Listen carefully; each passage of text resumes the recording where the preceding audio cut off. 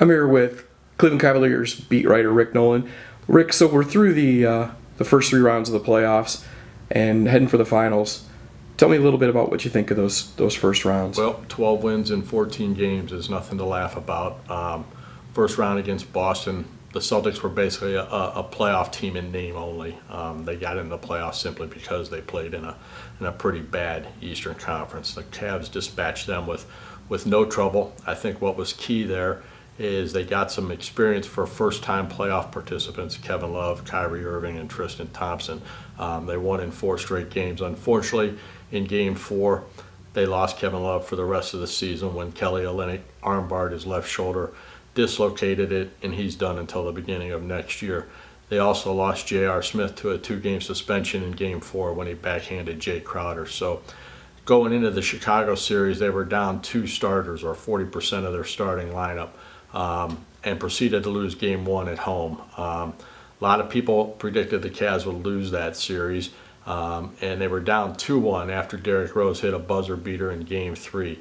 Then we had Game 4, which basically turned the entire playoff situation around. That was the game where David Blatt first tried to call a timeout his team didn't have.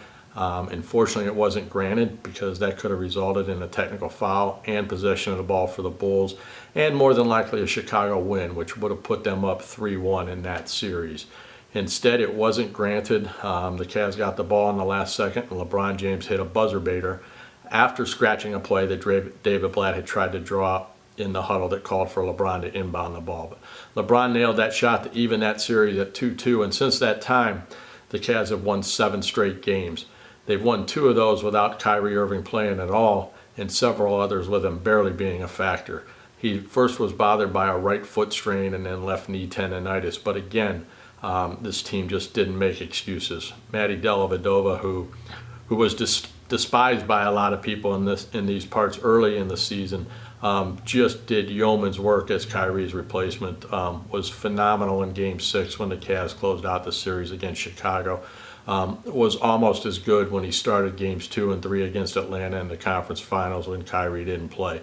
Atlanta won 60 games in the regular season, yet the Cavs swept them with no Kevin Love and with no Kyrie for 2 games. So this team is playing as well as anybody in the league right now.